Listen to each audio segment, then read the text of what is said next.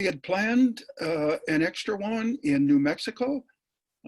We had one planned in Mexico. We had one planned in Senegal.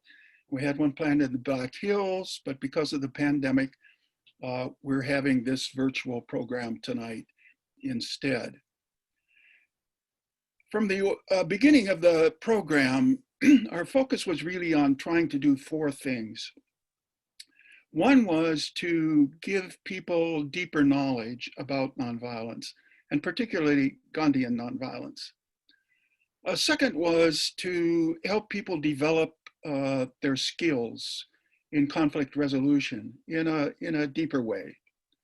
A third was to help people in terms of spiritual grounding. And as one of the things that helped us do that, we started every session with an inner life session in the morning, where we were able to really focus on grounding ourselves in whatever spiritual or religious tradition people came out of. And then the fourth thing was to network. Perhaps you encounter somebody in the program that you really want to keep contact with because you feel like they have something that they really have to offer you in terms of your own experiment with nonviolence as a way of life. And so we now do have a network of people in many different countries. There are more than 100 people who are part of our past participant Facebook page. And we find that people have selected others that they really want to keep in touch with and are doing that. The last thing I would say about the intention of the program, it's always been to use the arts in some way, whether it's music or whether it's poetry or dance or whatever it happens to be, recognizing that the arts have been so instrumental in terms of nonviolent social change in history. And we want to incorporate that as much as we can in our programs. Now, the second thing I wanted to share this morning was just a little bit about the constructive program. For Gandhi, the constructive program, he would go out in the country in India, and there would be hordes of people who would come to see him. And maybe they had a public address system, maybe they didn't, but he got in the habit of holding up his 5 fingers, and each finger represented a part of the constructive program. The first was communal harmony between particularly Muslims and Hindus. The second was removal of untouchability. You know, the people that were on the bottom of the social scale, to get rid of that, you know, so that everybody was seen as an equal child of God. The third was Khadi, which was basically about self-sufficiency. You know, people making their own clothes rather than buying them from the empire. A fourth one was uplift of women. It was a patriarchal society, like so many societies, including our own. And so that was one of the, that was the fourth finger. The fifth finger was sobriety. People were addicted in Indian society at that time, just like people are addicted in so many societies today. And so he would go and talk about the 5 fingers, and the wrist that held them all together was nonviolence. That was the trunk of the tree of the 5 dimensions of his constructive program. Now, I think probably all of us can think of what those 5 fingers are for us. Communal harmony. What is the harmony that we need in our society today? We certainly need racial harmony, don't we? We need political harmony. We probably need religious harmony as well.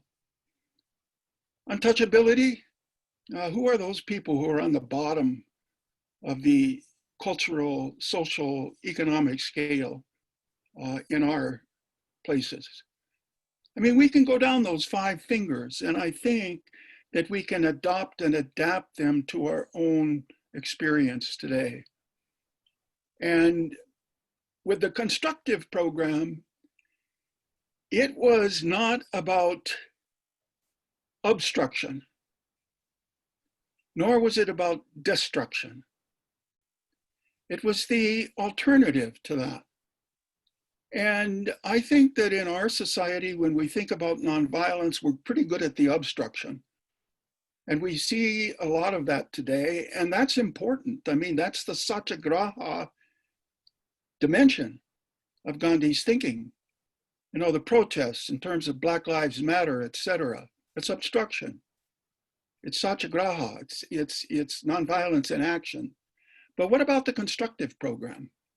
Now, some people probably are trying to do that in terms of defunding the police, making sure that there are people who are trained in mental health, who approach people with mental health problems rather than approaching them with a gun.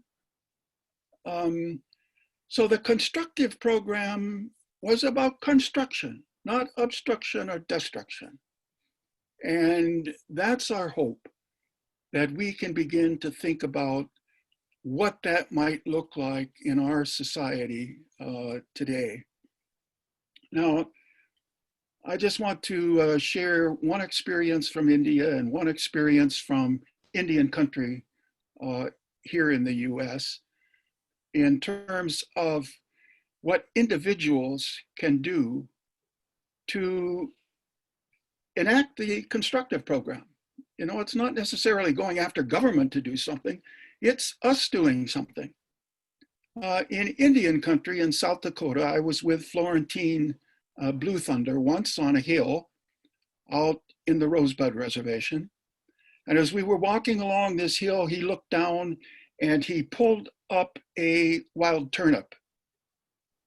And he took off the top of the wild turnip and he put the top back down into the ground, because that would, in fact, grow another wild turnip.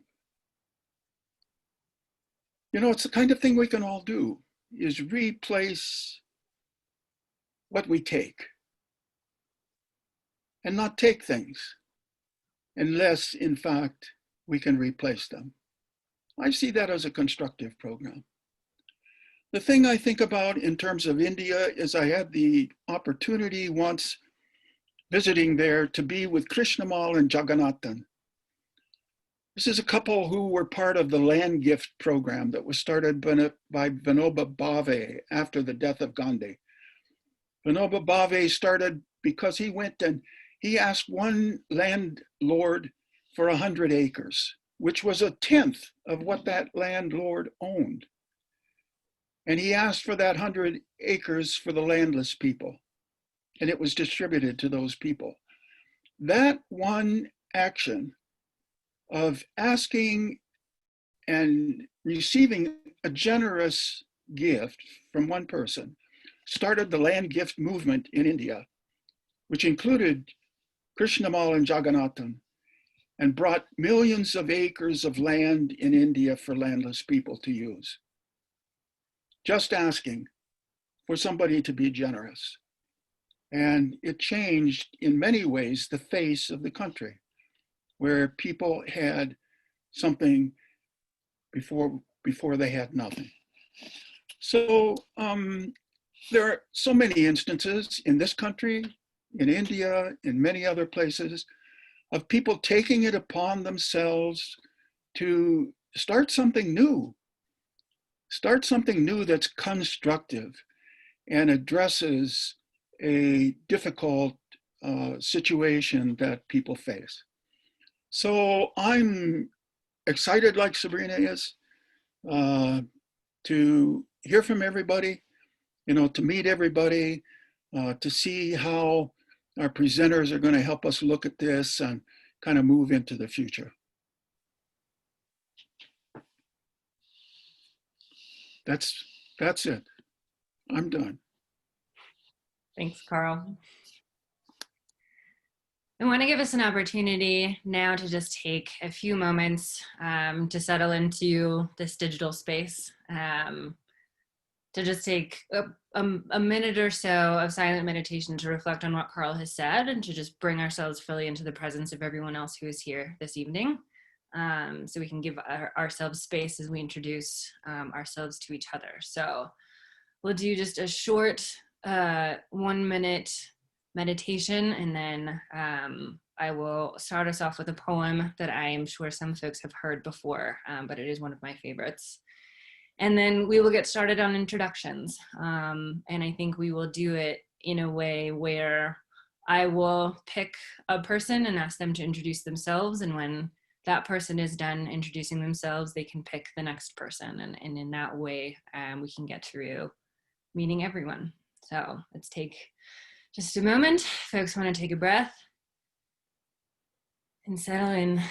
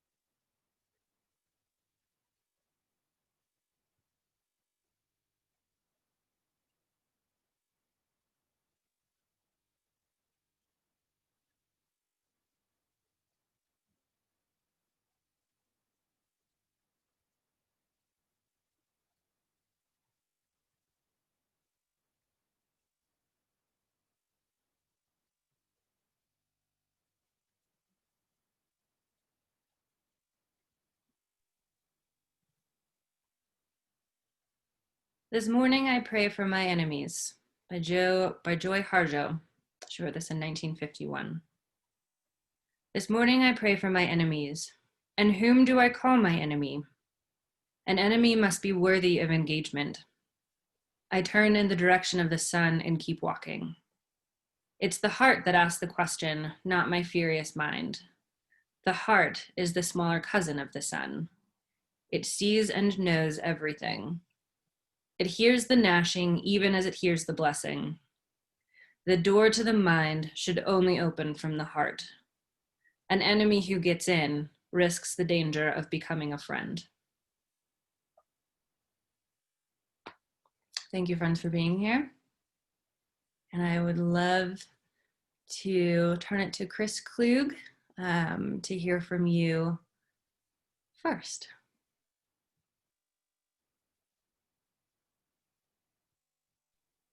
Also, sorry, don't forget to unmute yourselves when you go. Gotcha. Well, I've forgotten your name. I can see it, Satyagraha Institute. Sabrina, is it? Yeah. Thank you, Sabrina. I'm happy to be here and see some familiar faces. So I live in Iowa and work as a grief counselor and an instructor in the mindfulness-based stress reduction program. And I've lived here for about 20 years now. Many years ago, I met Carl after I'd begun reading Gandhi's writings in about 1982 and wanted to learn more about Gandhi and nonviolence. And so I signed up for a program that Carl was a co-leader of and spent 6 weeks with him and a group in India learning about Gandhi and nonviolence. And then over the next 15 years, returned to India about 12 times, co-leading groups and spending time there, learning about nonviolence and facilitating programs, et cetera, et cetera. I would find some work to do in the States during the year, pack up my things in the spring and go to India for the summer and then come back and look for something to do. And one of those times I joined Carl in South Dakota because he wanted to start an organization there dedicated to nonviolence. And so together we established Nonviolent Alternatives. back in, 1986, 1987? No, probably 1990. I went to South Dakota, late 1990. Yeah, so coming to Iowa, I became a grief counselor, worked with our local hospice, and then got into teaching and practicing mindfulness. And yeah, that's what I'm doing, and my sort of rooting in Gandhian nonviolence. I've always been most interested in what I sometimes have called nonviolence from the inside out. So Gandhi's spirituality that seeded and supported his nonviolence, and have focused on that in many of the workshops and things that I've done around nonviolence and in my own personal practice. Yeah.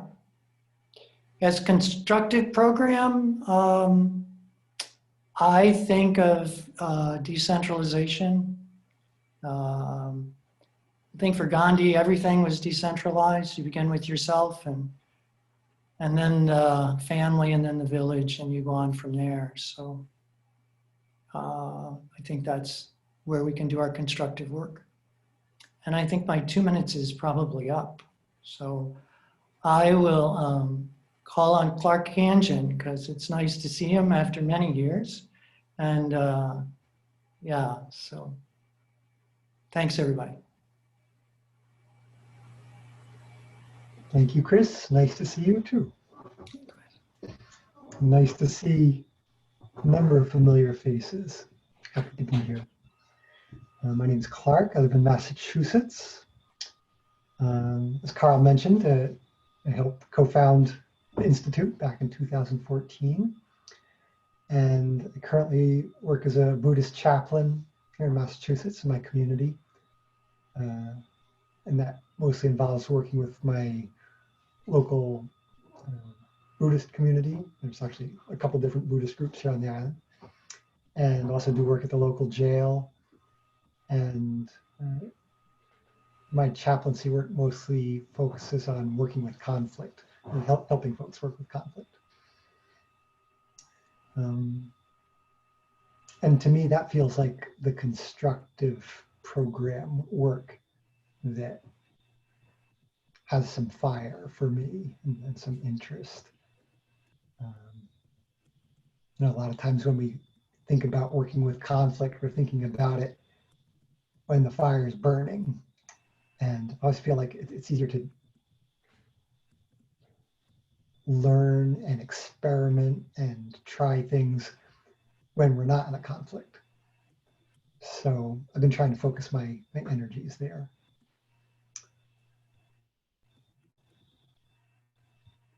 I think that's it for me for now. I look forward to, I'll be doing the Inner Life morning program on Monday, Tuesday, and Wednesday of this coming week.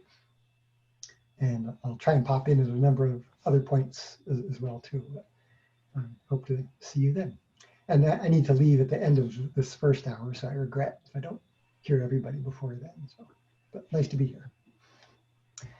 And I'll call on Claire Hanrahan. Nice to see you, Claire.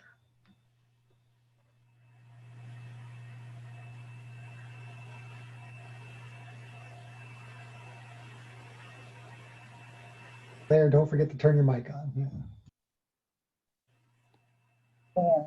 Hello, I'm Claire Hanrahan, and glad to see you, Clark. Glad to see you, Carl, and others whose faces I'm not seeing quite so clearly. And glad to see Ruby from Asheville, right over here.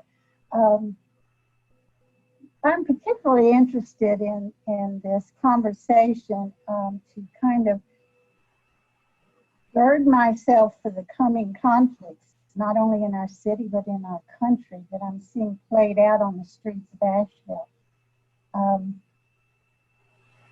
I've been engaged more recently in the past 4 or 5 years in developing, founding, and making happen a community garden on a gravel lot between two senior housing complexes in gentrified Asheville, which is a tourist haven. So what's going on there is, as Clark was talking about, Carl talking about the 5 fingers, communal harmony is something that we're trying to find in Asheville among the very rich gentry who are coming, driving up housing, so affordable housing is a serious issue, finding harmony among the seniors and the youngsters who are out and about trying to make change in very vibrant and powerful ways, finding harmony with the folks who are addicted on the streets and are everywhere visible in the city. I've felt a bit unsure about how to engage in active nonviolence in the streets in the face of what's going on, because things are much more chaotic than many of the nonviolent actions I've participated in the past. We have a great deal of conflict going on because Black Lives Matter has been very active in the city. There's been street actions day after day after day. The city agreed finally to shroud a huge obelisk monument to our Confederate slave-holding governor from Civil War times, which is at the centermost part of our city. And that has created a great deal of pushback from many of the longtime locals who, many have marched through town with open carry AR-15s. Our police have gotten quite violent with rubber bullets and pepper spray on nonviolent activists, while allowing the armed others to march through without a problem.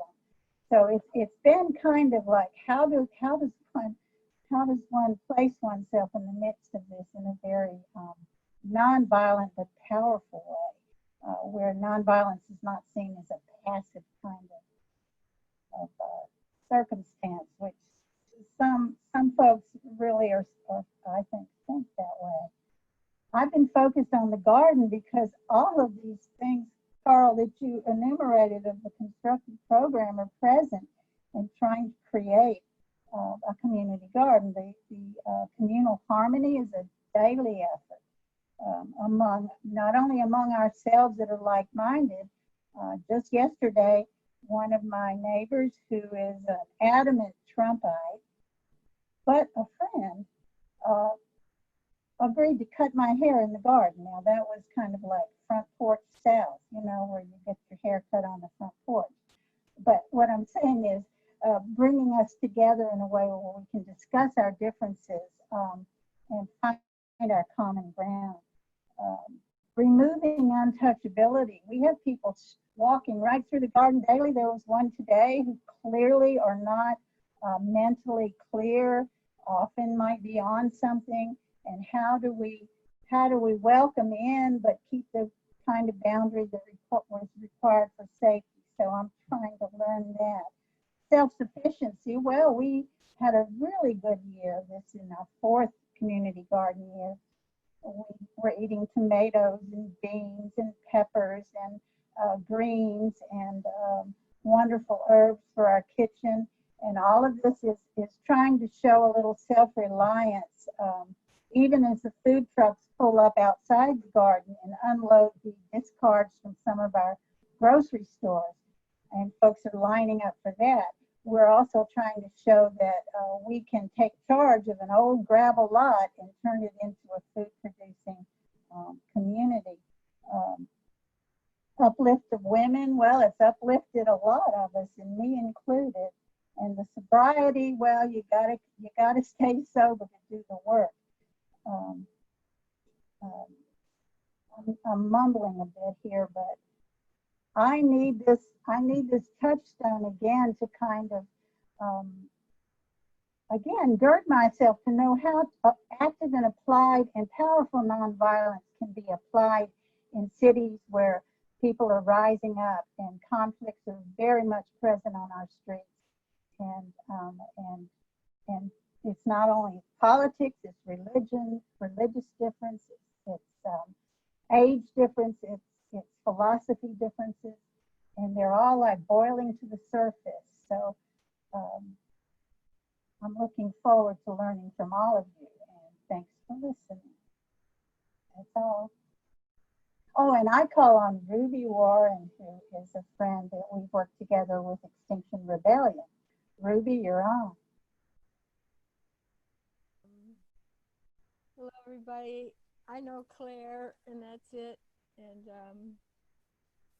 I'm really glad to be here. Can't hear you very well. Oh, I wonder why. Does that help? Yeah. Okay.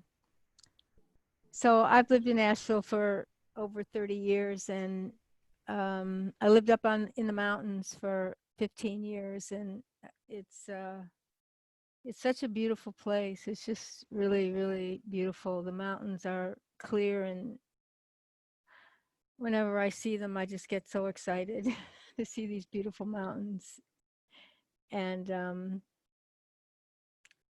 yeah, I've been not working, but connecting with a group of elders who started sitting out at this monument in support of Black Lives Matter, white elders. And it's just been such a synchronistic, exciting experience because people just start showing up. Like we started doing some like gatherings there, and then Reverend Ray showed up. It's become an interracial group now, and it's Reverend Ray is kind of our leader in a way because he's so well connected here in this community. He's 80 years old, and it's just amazing what's happening. I'm just so thrilled to be a part of it, and we never know where it's going, but I'm really excited about it. And I was fortunate enough. Last year, Arun Gandhi was here in Asheville who spoke, and that was really very exciting. And one thing I've been interested in for lots and lots of years is Gandhi's talking about soul force, satyagraha. Experience personally, I want to experience that energy of soul force so I can use it in everything I do. So if anybody has any tips about that, I'd really love to hear it. Thank you. Chris, are you the last one? I'll call on Chris. Did you, whoever hadn't spoken? Ready.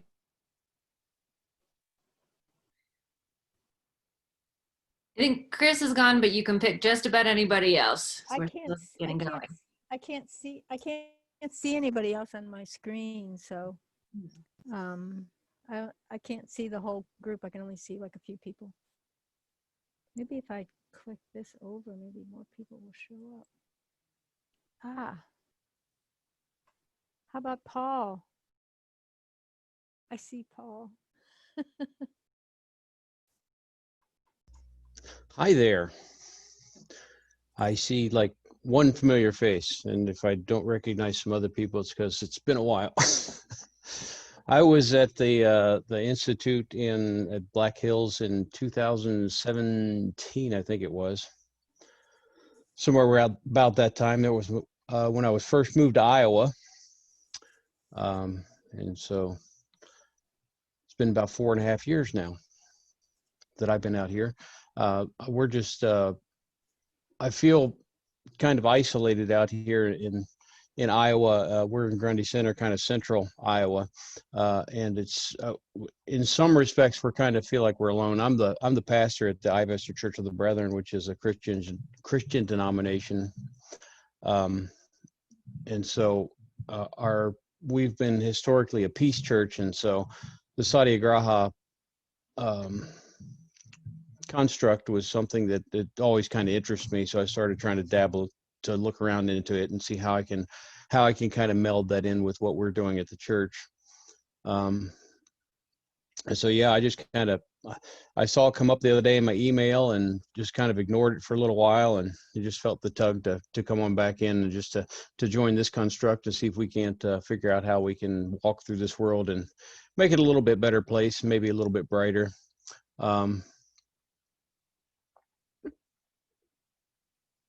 Yeah. So I don't quite have the extensive training as some of you all have. And, of course, my only second time with the Institute, but yeah, I'm just here to learn new things and learn how we can walk through this world together. And I'll call out Eno because you're right underneath my picture.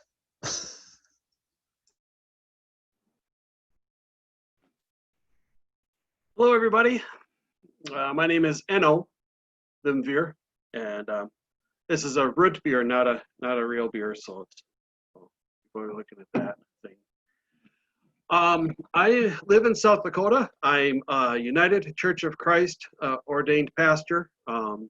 Lived here in South Dakota for about 12 years, and most every year I've been going out to one of the reservations, the Cheyenne River Reservation or Standing Rock Reservation, and been doing mainly just with our sister churches, helping to do some small projects and trying to build relationships with them out there and participating in our conference. Our Sacred Conversation on Race here in South Dakota has been between the natives and us white folk, and it's produced a lot of fruit over the last 10 years, and of course it needs to last at least another 100 for things to get going.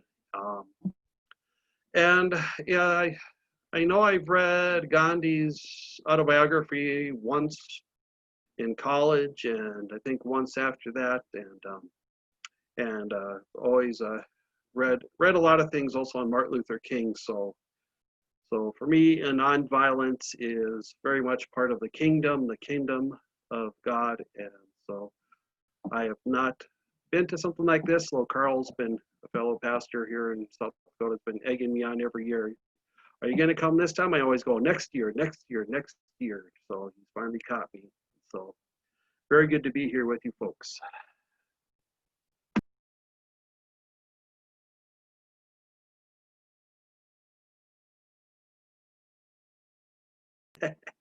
I'm supposed to pick someone. Sorry. Renee. Hey, everybody. I'm Rini. And, well, I'm going to start with that. I was at a counter protest this morning, and I felt, so there was a Trump protest and then a Trump celebrate, whatever it was. And I kept having this feeling inside. There was this feeling like, I just want to run and scream and say, why? And at some point, some young person ran and screamed and yelled, why? And as I sit here and think about what we're talking about, like the importance of what's inside of us at every moment, that's why I'm here. So I just wanted to say that first. Like, that's why I want to be here, because that part inside of me that is a parent and is trying to protect my children, who is a teacher and trying to protect my students, and trying to find that balance of love and also power, using my power for good. I'm a teacher. I'm a professor at Berklee College of Music. I create music with people. That is what I do. I try to build community whenever I do that. I try to hear everyone's voices and to empower the people I'm with to share everything they are and everything they want and everything they see the world to be. I try to do that in our school. In our school, I try to advocate for change. I teach at Berklee College, but I also teach families and communities around the Massachusetts and Boston area. So that's who I am. Now uncle dad of two who I love very much and who live with me. And my Deese is what she calls herself. She's my daughter / niece now. Deese, she's very interested in coming to some of this week, and I'm excited about that because she's coming into her own power around her life and how she wants to make change in the world and how she wants to make creativity in the world. So I met Carl years ago. He's always been inspiring to me, and I was grateful for my time then with Nonviolent Alternatives, and I'm grateful to be here now. So thank you for having me. And I choose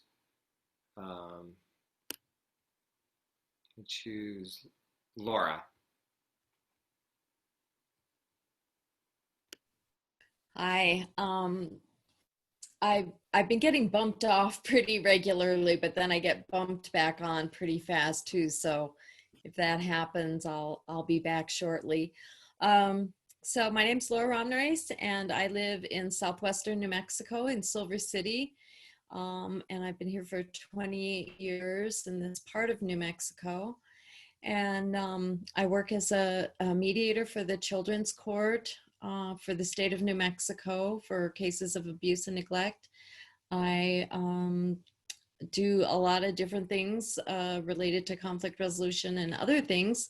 And I have to say, because I see Priscilla is here, I got my start in conflict resolution work as an intern for Creative Response to Conflict, which Priscilla has much to do with. And hopefully we'll hear more from her about that. I went to the Satyagraha Institute program in the Black Hills in 2018, and then I went back in 2019 because it just really does a lot for me to be a part of this community. It's been kind of a grounding and stabilizing force for me. And for this event, our virtual event around the Constructive program, I'm really looking forward to learning more about what that means and the various ways that manifests. And I think I'm already learning some of that. And I'm really happy to see some of the people that I know from here in New Mexico, Ariana and Elke and Tanya. And I'm going to call on Tanya next. Tanya Chavez. Hi, I'm Tanya, and I set a timer for myself, so I'm going to start it. So I live in Santa Fe, New Mexico, and actually, this is the first time seeing Laura moving because I've only ever seen her picture on Facebook, but she is my husband's ex-stepsister. Who actually influenced him a great deal in his work in environmental work and environmental justice. So I am a newly minted pediatric nurse practitioner. I'm still looking for a job. So if anybody knows of a pediatric nurse practitioner job in northern New Mexico, let me know. And I was a Montessori teacher before. One of the great things about Maria Montessori was that she worked a lot in social justice. Tomorrow I actually am going to go be a medic and a peacekeeper at a Trump rally because in my hometown, which is Espanola, New Mexico, that we're expecting that there's going to be a large counter protest, and we figured that we better have a presence there. So so I was invited, and I'm going to go do it, and I'm a little nervous about that. So I hope this will provide me some grounding and centering so that I can enter that with the proper mindset. I have 2 kids. They're grown, and I love children. You can tell because of my career paths. And, part of I feel like my sacred work has been to help to grow these children to be, to be full humans that embrace embrace the earth and embrace all of humanity, to care for it. And now that they're older, it's just amazing to hear my voice coming out of their faces. It's one of those things, you know, that you're successful if you start to hear even your things that are aspirational for me. Like I hear them saying them, they really know them inside of themselves, and that's just amazing. That's a wonderful thing. And since people are talking about what their ministers in, I'm a minister in the Church of the Latter-day Dude, and I've done 2 weddings and a funeral. But that's based on the Big Lebowski. Nice meeting you all. Oh, I'm supposed to choose somebody else. Let's see. And everybody on my screen is already gone. So, Audrey. Thank you, Tanya. I'm fairly new to Satyagraha. Last year, I attended the program in the Black Hills. I met Carl back in the late 70s in Frederick when he was at Hood College. And he had encouraged me to attend, I believe it was 2018. And I was preparing for a 3-week missions trip to Africa with a close friend of mine who's a pediatrician. I'm a village volunteer, and so I had to postpone until last year. I am a nurse. I am contracted to the state of Pennsylvania as a clinical advocate for people that have developmental disabilities. I have struggled immensely over the course of the last 4 years.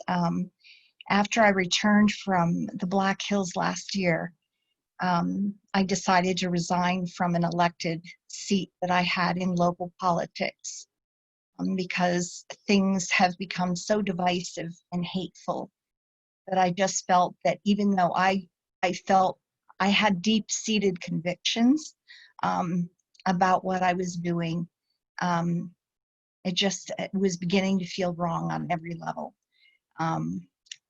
I live in an area where it's extremely conservative.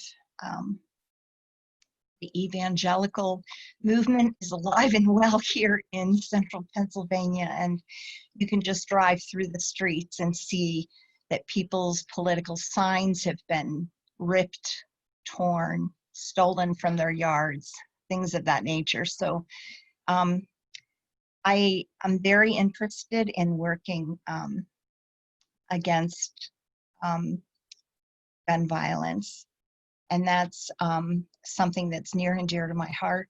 I did participate in the March for Our Lives and have been plugged into that community, but in this past year, since COVID, I have not really been able to be actively out in the streets participating in protests and things of that nature. In terms of my local community, since I came back last August from the Satyagraha experience, I've really been looking inward to try and understand where I can develop, I guess, the wrist and the trunk of nonviolence and be right with myself. And I'm hoping that much of what I've done over the course of the last 37 years as a nurse is something that has really deeply rooted seeds that have been planted in terms of that. That's all I have to say. I'm looking forward to this week immensely. I really am. Thank you. And I picked Katie Lauer.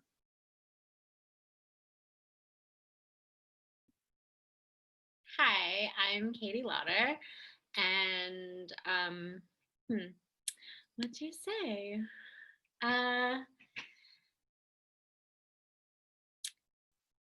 So I am a spoken word poet and a singer-songwriter and an artist. I spent the first part of my career studying education and doing youth development work and studying popular education and peace studies. And that is how I met Carl when I was, I think, 17. On the Nonviolent Alternatives trip in South Dakota. So I've been to Cheyenne River Reservation. I heard one of you mention that. And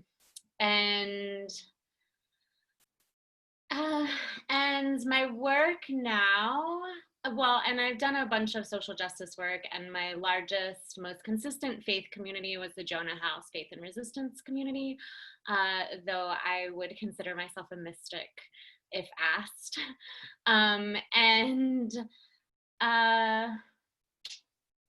Right now my work is in land preservation. I do defense of the natural world and education about the natural world, and I work with, I'm in Baltimore. I'm in Baltimore City, and I work with community gardeners and folks who care for forests in Baltimore. And I do environmental advocacy.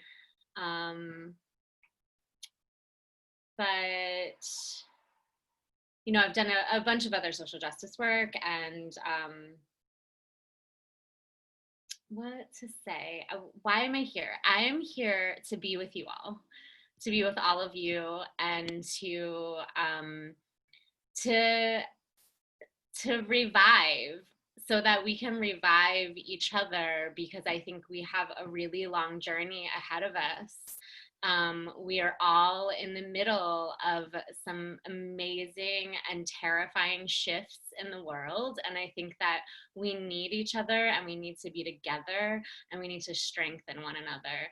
And so that's like really what I'm hoping that we all can gain together during this time, to bolster each other, to keep heading in the right direction. And I feel grateful to be with all of you, and I can't wait to learn from you and to hear. I'm already hearing you all share so many cool things. And yeah, I guess I'll just stop there. I'm gonna call on Jerry. Did you already go? No? Okay. Thank you, Katie. It's good to be with you all. This is wonderful. Thank you. I needed this. It's like a spa. Nice to see Carl. I'm here because of Carl. Probably would have loved to come even sooner to one of these events. I'm here in Arizona, in Tubac, place where art and history meet, and we've started a place here called Casa de Peace Builder. It's a space where art and peace building meet. And we're pretty much just engaged in trying to collect the missing stories about injustice and tell those stories and give voice to artists whose voice might not otherwise be heard. I've been making music for more than 50 years. I'm old. And I think that music helps me breathe. And more than ever, I'm having a hard time breathing. And I'm not feeling so nonviolent. I'm feeling very angry, and I'm feeling very confused as to how you respond in a world where few people can do so much harm. What does that look like? So my life's work, more recently, I spent several years at the Dayton International Peace Museum as the director there. While there, we invented the Peace Heroes events. We've raised about $250,000 over the past 5 years, and our foundation that we run here is called the Peace Literacy Foundation. Gain the skills and knowledge to live peaceably. And so our work here is really the idea that the best way to teach nonviolence is through the lives of people who are engaged in having the courage to be successful at some level. We say a peace hero is an everyday person who accepts risk and succeeds in making the world less violent and more just. So out here, we have 3.5 acres. We're beginning the first International Peace Heroes Trail. And our goal would be to have hundreds of peace heroes, particularly those that tell the story here of being on the border, 30 miles from the border. What does it look like to cross the desert with nothing and to end up in the Rio Grande and not make it all the way over? What does it look like for a man like Oscar and his daughter? These are peace heroes, and with my whole being, I want to tell their story.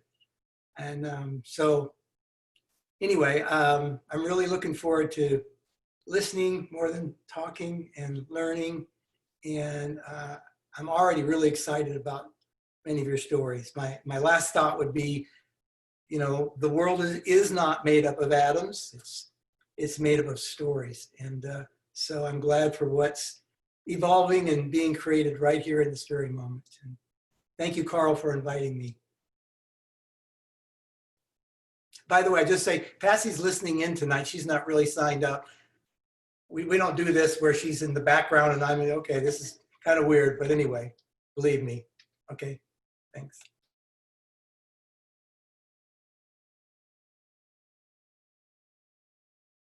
Excuse me, I need to call on somebody, and I'd like to call, is it Yasmin? Yasmin?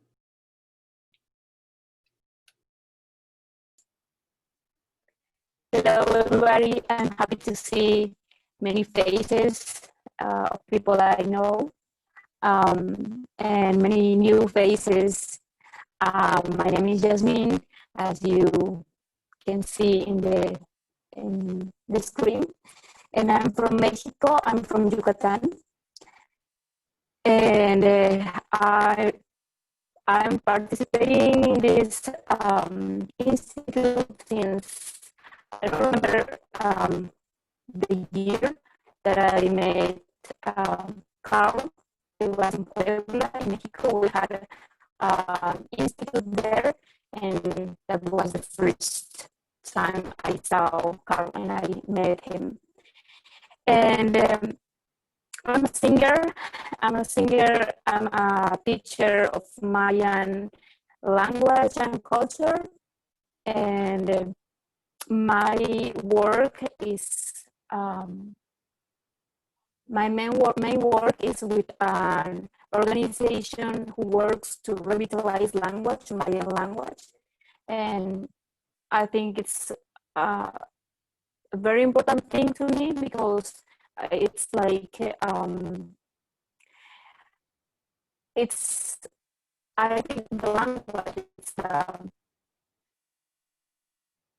like the main thing who can carry the culture, and many young people in these days is losing that language.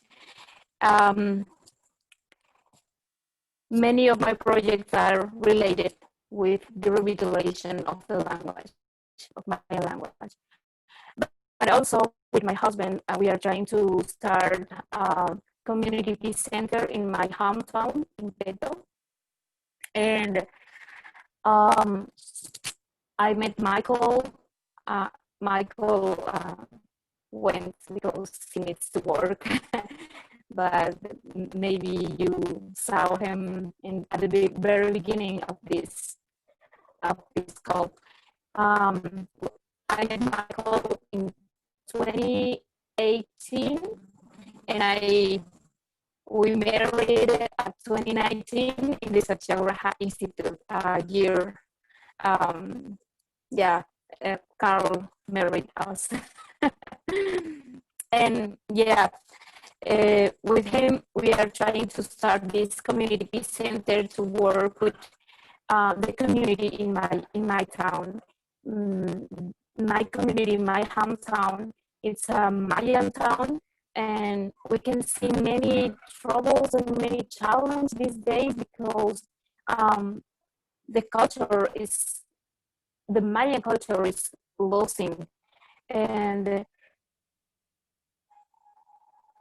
we are trying to start a life that is not like equal with our roots, and that make that many I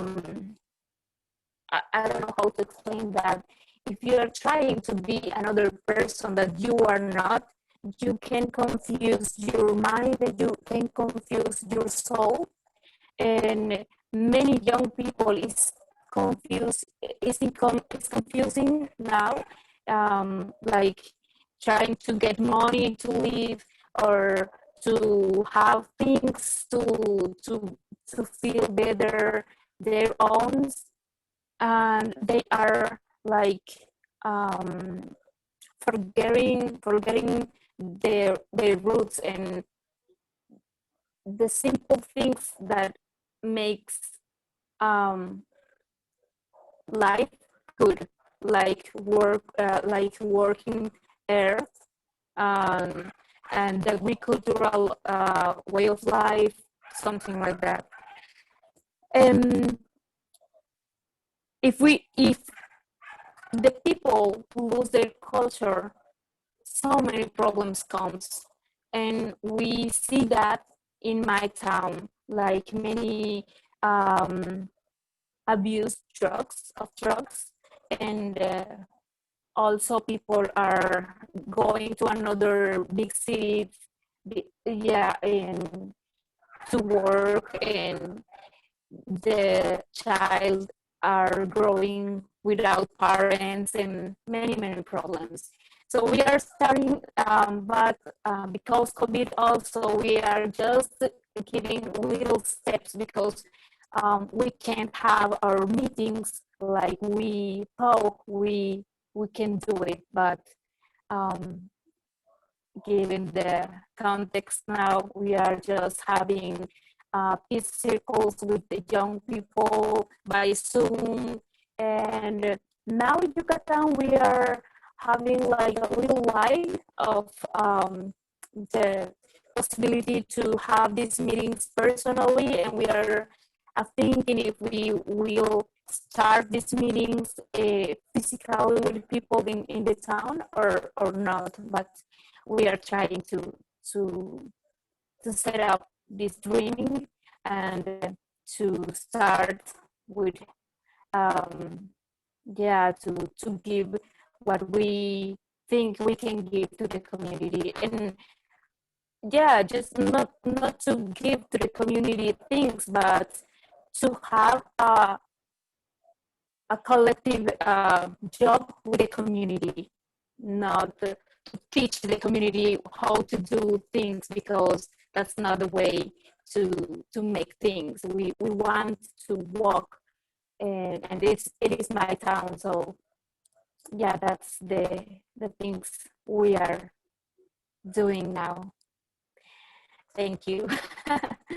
And I'm gonna invite to Priscilla to say something about her. Thank you so much, Yasmin. Hello, everybody. It's great to see old friends, and I look forward to making new friends here. This is very exciting. I am a co-founder of Creative Response to Conflict, which started in New York City with the Quakers. And then we moved up to the Fellowship of Reconciliation up in Nyack, New York. We moved from the city to Nyack. And then we became our own separate 501c3, but we've remained in Rockland County, which is just north of New York City. And we're doing a lot of work these days on restorative practices in New York City schools and in schools in the New York metropolitan area. And we're teaching teachers to use restorative circles. This morning we had an international restorative practice circle that grew out of a conference, actually a peace education conference in India that we attended in in December that was sponsored by the Janes. And we presented on restorative practices at that, and then people wanted to continue learning about it. So we have a monthly circle that grew out of that. We're also doing a lot of social and emotional learning, teacher training. Everything's online these days, of course. And we try to incorporate bias awareness in everything that we do. We also work with formerly incarcerated women and their children in a program that meets every Tuesday night. And then we've just recently started a program for men who are out of prison and in a transition home. And our goal here is to begin to do restorative circles with the people that have been harmed and try to have everybody make amends using a restorative practice model. We're also doing work with a group called Bridget in cyberbullying, where we're working in a middle school in New York City, where we're teaching students how to interrupt cyberbullying incidents and try to prevent any kind of bullying from happening either in person or cyberbullying. So those are some of the things that we're doing, and I'm very excited to be here. And I'd like to hand this over to Sharon Nelson, who's on our board and is joining us tonight. You have to unmute, Sharon. Thank you for the reminder. Hello, everyone. I'm so honored to come to this event. It is my first time. I'm not really sure what to expect, but it comes at the recommendation of Priscilla. Priscilla works for Creative Response, and Priscilla asked me to become the vice president on the board of Creative for Response. And I'm so honored to work under her because she is a person who actually doesn't tell you to do something, but you actually see her walk in the walk. So I feel so honored. A little bit about me. I'm an administrator. I've been in administration all my life, business oriented. I've worked in banking. I've had my securities license. I've had a baby. I had a baby, and I have 2 children, but that baby is now 15 years old. Both of those children has went through programs that Priscilla herself has taught, and I feel so honored. Now I'm in a lower school environment with my Montessori school.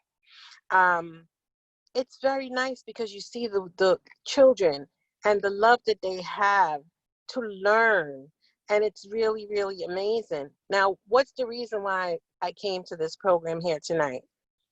I am the great-granddaughter of a Quaker. My great-grandmother used to take care of the Taino Indians as well as the Arawak Indians of Jamaica, West Indies. And for all my life, I've always been interested in history. And I really never knew why. And the more I talked to my grandmother, who is still alive, 95 years old, I'm so proud to have her on this earth. And I said, Grandma, anyone else in the family asks you questions like I do? And she says, nope, you're the only one. And the reason for that is I have an interest in knowing why people do what they do. I have an interest in making this world better. I love genealogy. I study it. I look at all the different cultures and I put it together. And guess what? We have so much that we're in common with. I like to look at the stories of leaders such as Martin Luther King, Thurgood Marshall, Gandhi. His story is phenomenal. So I'm looking to learn and challenging myself to become a better person. And I'm hoping I'm going to be able to grasp some of that at this event today. Thank you. And let's see, I need to pick somebody. I need a little help. If you didn't talk, put your hand up and help me out. Oh, I see a hand. I see, it looks like Larry. Unmute and come and let us know who you are, Larry. Welcome. Thank you, Shannon. You're welcome. I'm Larry Ort. I live about a block from where Carl lives, and we've been good friends for several years. I have been involved more as a supporter of the Institute than being actively involved with it. Part of the reason for that is that I'm full-time as an Episcopal priest in Brookings, South Dakota. I've only been ordained for about 8 years. Prior to that, my career was pretty much in higher education. And during a stint, I'll share with you, during a stint in the Air Force in the 1970s, I could remember sitting at a radar console and during a simulated nuclear exercise and thinking to myself, the Russians can't really be that much different from what we are. They have to celebrate birthdays, they grieve when someone dies. Okay, they celebrate births. And I went on thinking along this line for some time. And I had been involved in reading Russian literature and still enjoy reading Russian literature. And in 1999, I had an opportunity to take a sabbatical from my teaching duties, and I went to teach at the Russian American Christian University in Moscow. And while I was there, the position for Vice President of Academic Affairs opened up, and I applied, was selected, and before I arrived on site, the Board of Trustees said, make him provost. So I served there for 3 years as provost of that university. Had wonderful experiences with the Russian people. And I think it's tragic the way our relationship has deteriorated over the past several years. But I've also done some work in terms of restorative justice. I was a part of a group in Sioux Falls, South Dakota, that worked on that, and I found it very rewarding. I have also taught philosophy for many, many years and really enjoyed teaching ethics. And I've always used Aristotle's Nicomachean Ethics as one of the primary texts of the course.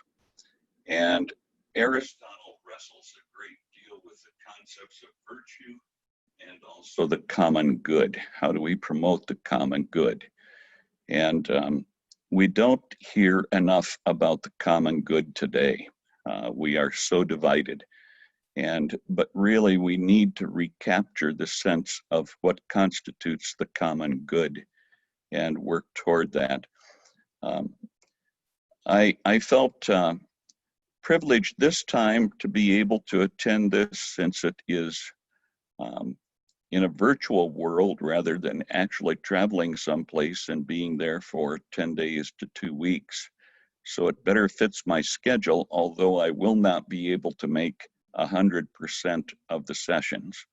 But I look forward to going back and catching up on the ones that I miss. And I look forward to sharing with each of you and getting to know you better. Having said that, I think I will pick Ariana. Hello, thank you. I am so honored to be here with you, even virtually. I am sorry that I don't have my video on right now. As a matter of fact, I am a hot mess. I'm on the side of the road in southern New Mexico with my children and my 90-year-old grandmother as we come home from a 2-week vacation.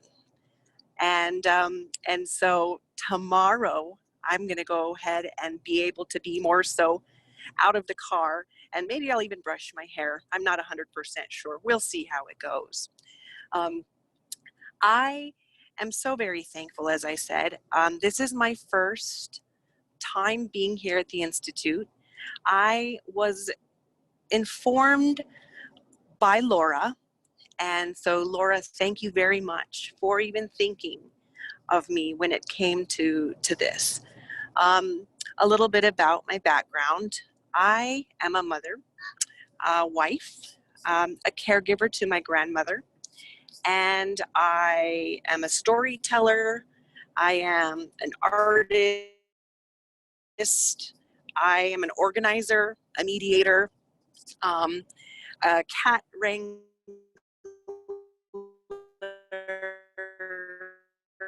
There's so many different as what I'm doing in my community. We have a really strange thing in southern New Mexico. I live in Deming, which is 30 or so miles from the border, and my parents were high school sweethearts when they met. My mother is white and my father is Mexican. And back in 1971 and 2 is when they were introduced to each other. And even then, it was a little controversial that they dated. My mother, who was a little bit more I'm not going to say well off, but my father was very, very, very poor. They didn't have shoes. He didn't go to the dentist until he was 17. But he is an amazing person. And my mother was also an amazing person who came from an educated and very open and welcoming family. And they both decided to go into education, and they both ended up being principals, and they both retired 3 times, and they both ended up going back into education. My mother being an art teacher after being in administration, and my father going into physical education after being an administrator. And my husband was in the military for, he was there for 15 years in the Air Force and was a conservative.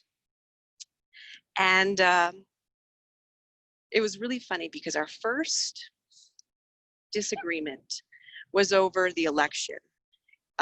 John McCain, and I lived right next to his chief of, his campaign manager. And it was really interesting because I never say they're arguments, it's more so just discussions. And I knew the person that my husband was and is, but I never, ever, ever wanted to change him. And he had no idea what family was. And that is one of the things that I brought to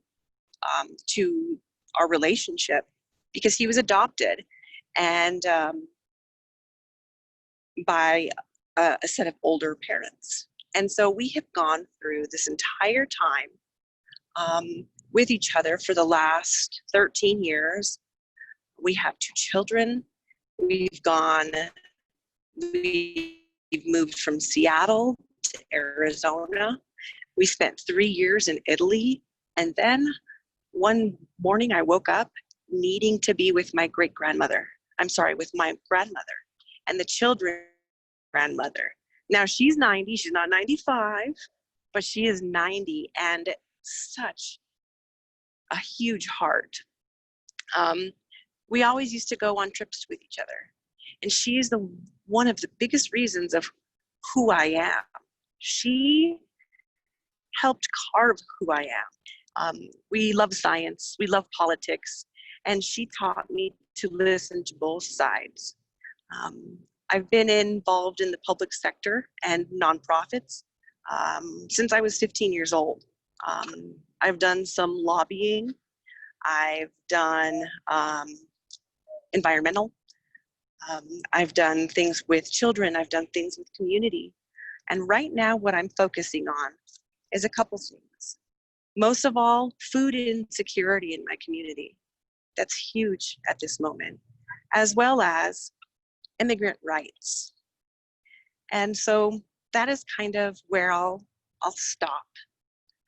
But I wanted to say again, thank you very much for being here. I am so excited to learn so much, to hear so much, and to be part of this. The next person that I'm going to call on, let's see. I need to look at the big picture of things. Let's see. You've gone. Ruby's gone. Paul has gone. Let's see. Claire. Let's see. Bruce. How about Elke?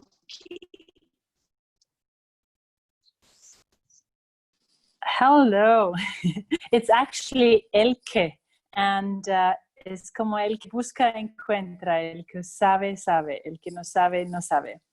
Anyways, I'm gonna turn off my video here because I'll probably get kicked off because my internet is not very strong. But I'm here because of beautiful Laura, who invited me to do a workshop. This is my first time at the Institute, and as you can see from my photo, I'm a fiber artist. I'm a filmmaker and author, and all around doing a lot of things. I studied communicative disorders because I realized that it's communication. We are not really communicating with each other, which later led me to become an interspecies communicator, communicating with all life. And I learned, a few years ago, I produced a film about the endangered Mexican gray wolves. And the wolves actually taught me about nonviolence. And so since then I've been, and nature has taught me the same thing, and the animals, and I've been working in that field ever since, to be a bridge maker between the animal and natural world and humans. Because once we are connected back to our roots and back to nature, then we are also, in my experience, much more connected to ourselves and to our inner worlds, and much more peaceful, because the outer world always reflects our inner world. So I grew up on an organic farm, and I've always, since I was a little kid, been very connected to all life forms. Part of my work right now is to reaffirm young people that are going down the path of their heart and their bliss, to stay connected with who they are and to stay who they are, and to not go back into mass consciousness, which is telling them to do something real or to study something real and to make a lot of money, while they are really connected to the world around them and would like to do something for that world. Yeah, I love children. I work with all ages, and I'm gathering at the moment. I'm on 10 acres in wolf country in southwestern New Mexico, sheltered in place, and I'm gathering stories from the animals for us humans to reconnect and connect to them, and to renew our relationships with them. Because so many times we inflict violence on them, and we don't understand them, and we go into fear. For me, it's all consciousness. And how do we really want to relate to the world around us? And that includes all life forms: humans, animals, plants, minerals. And it's been a very rewarding and connected life, and I can't wait to share some stories with you this week. Thank you so much, and I am picking Bruce because it's very intriguing. He seems to be outside with lots of beautiful clouds around him. Thank you. Actually, I'm inside, and that's my virtual reality there. But it was a beautiful day that somebody took the picture of the skies above where I work. You know, my work of peace has been to work with wounded veterans who've been as much of the victims of our endless wars. And somebody mentioned untouchability, and I think Carl had mentioned that as being, I think the second finger is untouchability. So I work as a chaplain, and I work with, even though there's a lot of talk about veterans and cheering veterans, really the wounded veterans I see, particularly those who have spinal cord injuries or head injuries or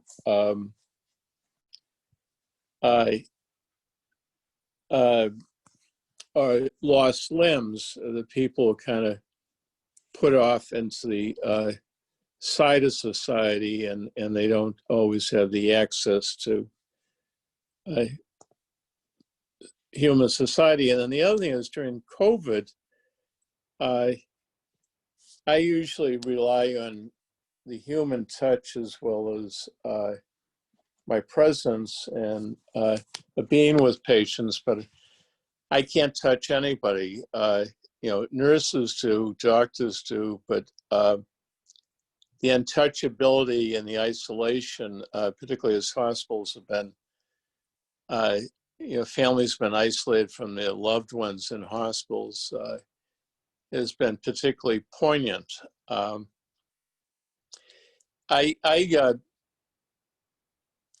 I've known of Carl through friends of mine. One was Sean Donovan, who was a friend for, I guess, decades, Carl, with you, going back to Worcester. And Sean has always prodded me to take this course. He died a couple of years ago, and I'm now able to do it virtually. But basically, you know, we live in a deeply divided culture, and that words and actions have separated family members from each other.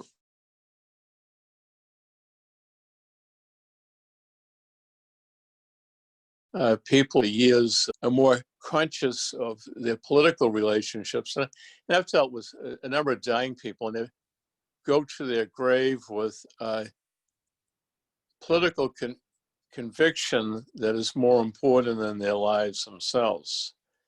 And so I want to be able to be part of a healing process here, but also to recognize the violence that I feel in my own life, and how easy it is to get into silly arguments with people. So that's where I have to learn the other fingers as well. Thank you. I can't see anybody else on my screen except Elke, so could somebody just jump in and help next?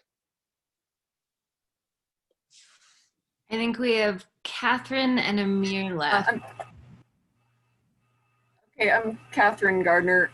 I knew Carl when I was in college. I was part of his United Ministries group in South Dakota, and got my whole worldview very turned upside down in a good way. And so it's really nice to be able to attend this virtually from California, where I live now. And most of my time has been spent playing music. I'm a fiddler. Contra dances and square dances and family kid dances. I really like seeing communities dancing together. Sometimes we do community dances that bring everybody in a church or everybody at a wedding all together dancing and holding hands. And sometimes it's the dance community of people that come regularly to our dances, to have community through dance. Anyway, that's been great for a lot of years, but obviously it's not happening this year. Sometimes we try to have dances and dance callers online, but it doesn't seem to work as well, you know, as the actual being there and touching and smiling at people.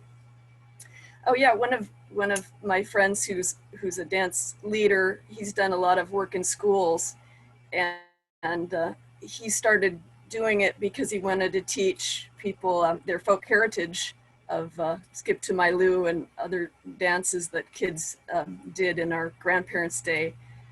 And after he did it for a while, he said, no, I'm not doing this to teach people their history. I'm teaching it to them so that they know how to be people, because there's so much in dance that, you know, you learn how to make contact with the eyes, and you learn subtle, like, oh, you might be pulling my hand a little bit hard, you know, just learning how to be physically polite with people and physically, you know, just give people a smile. Anyway, I really liked that, what he said about our community dance, teaching people how to be people. And that's been rewarding. Anyway, besides that, I'm interested in self-sufficiency. What was it called? Yeah. So I'm an avid gardener. I do things like make soap, and do my own cooking, and so yeah, I hope to learn more about that. What else did I want to say? Yeah, my husband and I traveled in Southeast Asia last winter. We were gone for almost 3 months, and I was so impressed by the people that I met in Thailand and Cambodia and Vietnam, and the kind of they're by and large seem to be more happy and fulfilled than the average person that you meet in United States. I think their families are closer, their communities are closer. They shop in an outdoor market in their neighborhood, see the same people every morning perhaps, or, you know. Anyway, I also saw this in Mexico when we traveled there a couple of years ago, that, you know, people seem to know how to have a good time a bit better than, say, people on my street, where the houses are built to give you the maximum privacy, and you don't have to relate to anyone in the neighborhood if you don't want to. Anyway, so I'd like to see communities coming together better. I'm very sad to see a lot of people mad. There are TV channels, which I won't name, that get people mad every single night. And people get kind of addicted to that, I think. And I wish I knew some way to change that direction, some way to influence the media, perhaps, or just influence people to check themselves before they fall into those familiar habits of being mad and deciding who's in my tribe and who's the other. So anyway, who hasn't gone yet?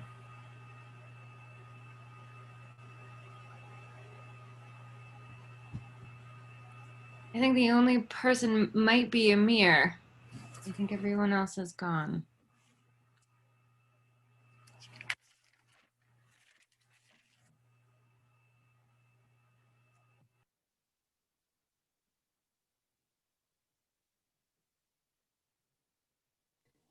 Amir, are you there? It looks like you're muted. Amir?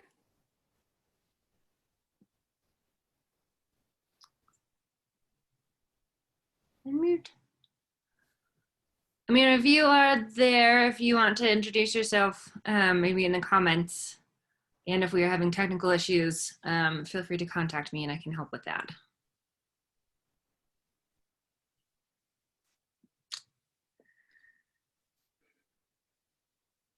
Thank you, everyone, so much for spending this time this evening and listening to each other share stories and share what we're hoping to get out of this, out of the Institute. I am wildly excited. I'm so glad that this is coming together. We have so many more opportunities, everyone, to converse with each other. And I will say, we have some really incredible presenters, some of whom you've heard from this evening. And many other folks who kind of will be in and out of different sessions. So thank you again. I just want to recognize and see all of you and express my deep appreciation for you signing up. I really do believe this community is going to be important over the next little while. So in closing, I will want to turn it over to Carl to maybe just say a word of closing. But before we do that, I want to give just a little bit of logistics. I will be emailing out every day the recordings from the previous day, as well as a little bit of information or if there are any readings for the upcoming days. So look forward to more emails from me. We are recording most sessions. We are not recording the Inner Life. So the Inner Life will just be the folks who are able to be on. Those are every morning. The format is a little bit of silent meditation and then discussion, and we break out into some small groups. So it's a really fantastic opportunity to get to know people a little bit more deeply, to really kind of dive in with a smaller group of folks. So I know that the Inner Lives are early for some folks, particularly on the Pacific side of things, but I really encourage folks to participate in those and then to be on, as much as you can.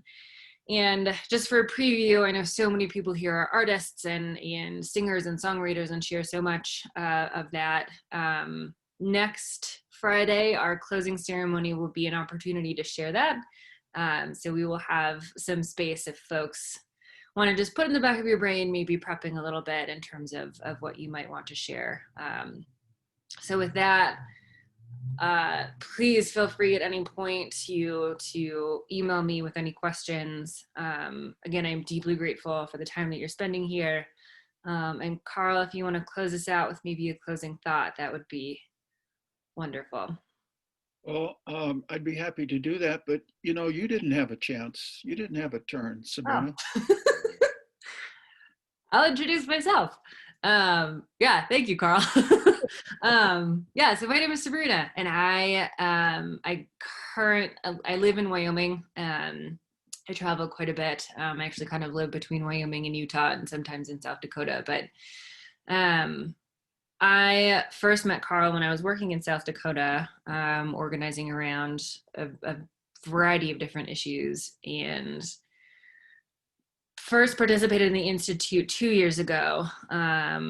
Also participated last year and have been helping to facilitate. And this has really been deeply influential in my life. I think particularly I am really interested in the constructive program and in the building piece of things. And like Carl said in the opening, there's so much in terms of resistance that exists. And I think resistance will only get us so far if there's nothing behind that is growing. And I'm really interested at this point in what that growing looks like. So I'm so very much looking forward to this. So thank you, Carl, and I will pass it back to you. Okay, and I think I'll pass it to Jerry because I think he has a piece of music for us before we leave. Jerry, is that right? I can. I just need to grab my guitar. No worries. Give me like 30 seconds, okay? 30 seconds, you're on. And while he's doing that, let me just share a word about what's happening for me. I teach part-time at a college some distance from here in the religion department. I'm teaching world religions right now. I'm really grateful that we have in Brookings an interfaith dialogue group that's been meeting for 12 years. So we're trying to do some communal harmony in that direction. And we also have a very active group now of Black Lives Matter people. They're doing not only demonstrations, but they're doing work with the police department. They're doing work with the Human Rights Commission. They're doing right in small groups, reading and discussing some of the material that they're reading. And the other thing, you know, for me, besides the Institute, is I have some wonderful tomatoes in the backyard. And if there's anything that makes summer for me, it's tomato sandwiches. So we're harvesting those now. To you, Jerry. Okay, so what can I say? It's the Beatles tonight, all right? You can't go wrong with them. And, you know, I'm thinking about when Paul McCartney was really struggling with his own sense of loss and fear and concern. And he wrote this song about trying to just let it go and to create some space. And the song came out of the wisdom of his own mother, who was dying of cancer, who tried to reassure him that Paul, his mother's name was Mary, that he should just try to let it be. And so, you know this song, we can kind of sing it or hum it or just be together with it, okay? Finding ourselves in times of trouble. Can you hear me? I didn't plan to do this exactly, but that's okay. Here we go. When I find myself in times of trouble, Mother Mary comes to me, speaking words of wisdom, let it be. In my hour of darkness, she is standing right in front of me, speaking words of wisdom, let it be. Come on, here we go. Let it be, let it be, let it be, let it be. There will be an answer, let it be. Let it be, let it be, let it be, let it be. Whisper words of wisdom, let it be. In the broken heart, people living in the world agree, yeah, there will be an answer, let it be. Though they may be parted, there is still a chance that they will see. There will be an answer, let it be. It's so hard to let it be, let it be, let it be, let it be, let it be. There will be an answer, let it be. Sing it softly. Let it be, let it be, let it be, let it be. Whisper words of wisdom, let it be. And when it's cloudy, and when the night is cloudy, there is still a light that shines on me, shining till tomorrow, let it be. Wake up to the sound of music, Mother Mary comes to me, speaking words of wisdom, let it be. Ooh, let it be, let it be, let it be, let it be. There will be an answer, let it be. Yeah, come on, one more time. Let it be, let it be, let it be, let it be. Now listen. There will be an answer, let it be, let it be. So hard to let it be. Make space. You did good. You did really good. Yay. Thank you, Jerry. Well, Thank you. Thank you, Jerry. Actually, I think that's a good conclusion for our day together, our time together, to let it be. And hopefully we'll see many people tomorrow morning, yes? 8 o'clock Central Time, I know. Catherine, I'm sorry. Living on the West Coast. I don't know, maybe you're an early riser. I could be. Could be. All right. Yeah, I'll see you then. Well, thanks so much. Arizona's early too, but we'll be there. All right. All right, thanks so much, folks. Thank you, Good night, and hope to see many of you tomorrow. Good night. Good night. Thank you so much.